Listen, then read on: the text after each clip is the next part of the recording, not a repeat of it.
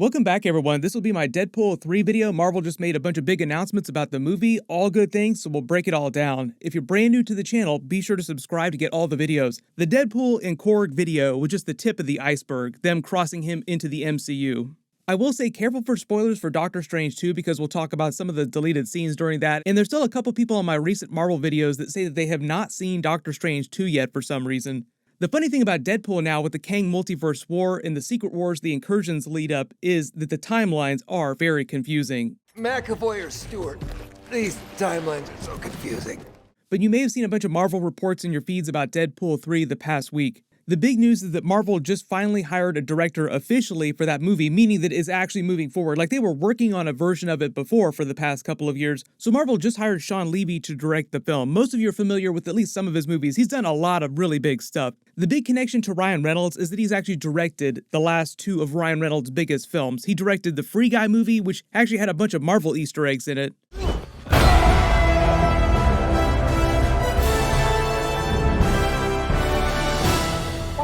They had that big moment with Captain America's shield at the end of the movie with the Chris Evans cameo, who actually freaked out about the character using Captain America's shield. Like he was acknowledging that he had played a version of Captain America. Talk about fourth wall breaks, very in the tone of Deadpool. He's also one of the directors and one of the producers, like one of the core creative people on the Stranger Things series. He directed that Stranger Things Season 4 Episode 4 video with the Kate Bush song that everybody's been going crazy about on the internet for the past week.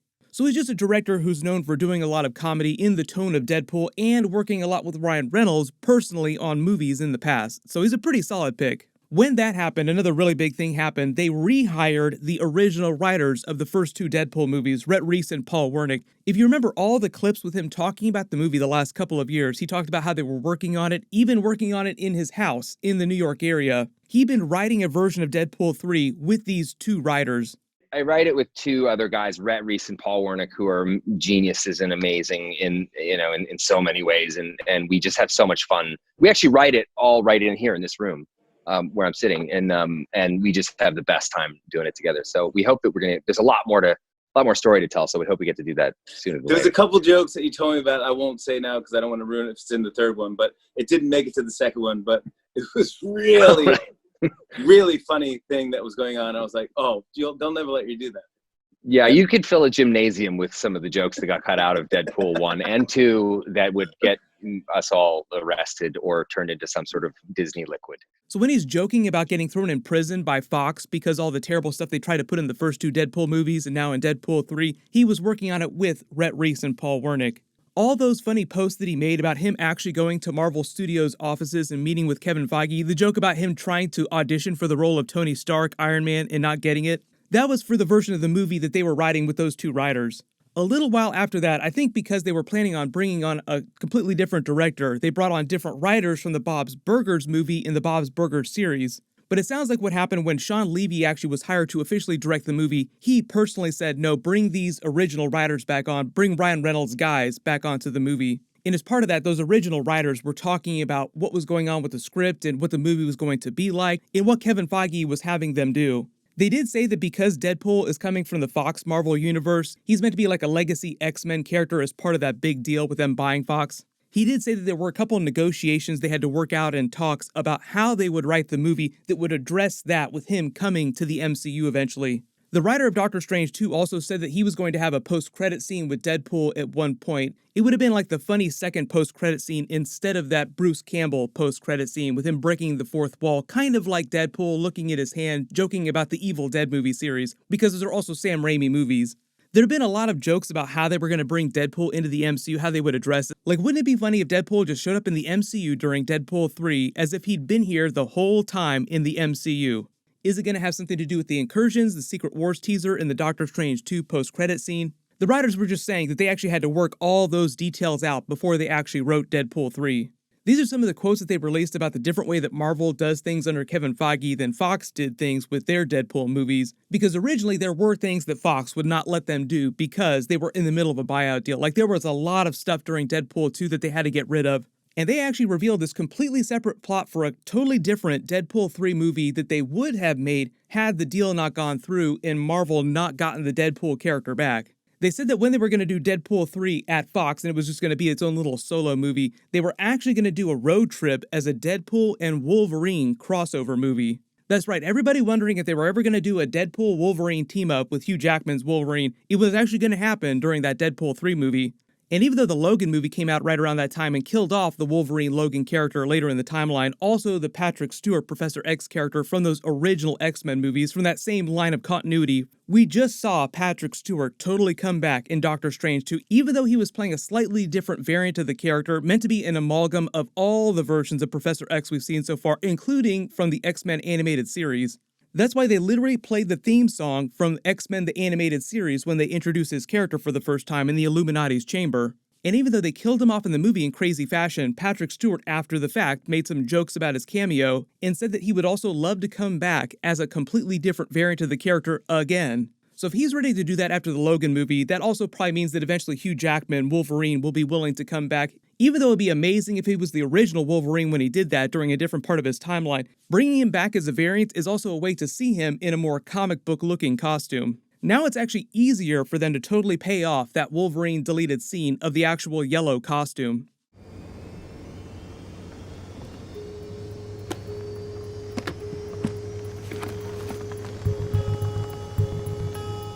And there's so many questions about this all the time, even though it's the same response from the Marvel people at Kevin Feige. The people who wrote the first two Deadpool movies and are now back writing Deadpool 3 at Marvel said that Disney was going to let them do a rated R movie. They weren't going to mess with it or Disneyfy it or anything like that. Marvel just got back the rights to Daredevil, Luke Cage, Jessica Jones, Punisher, Iron Fist, all the Marvel Netflix Defenders characters. All that stuff is basically like rated R content. They created this special section for Disney Plus with content warnings on it for people with young children, just to prepare people for the idea that they would eventually do rated R content in the form of movies like Deadpool 3.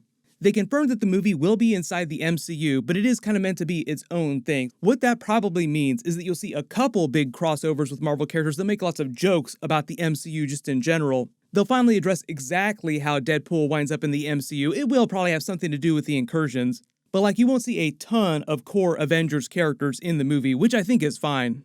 Like they won't bring Old Man Captain America or the ghost of Robert Downey Jr.'s Iron Man into the movie while he's busy pegging someone. But you get the idea, there's nothing that they're not allowed to do.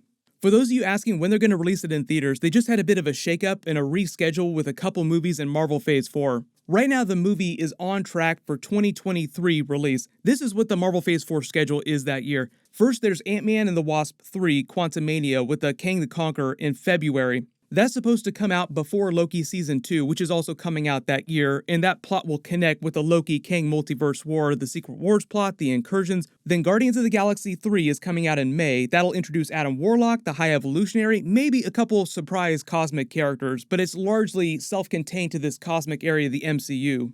Everybody hoping for Silver Surfer, Galactus, some other like really crazy Fox Marvel cosmic characters.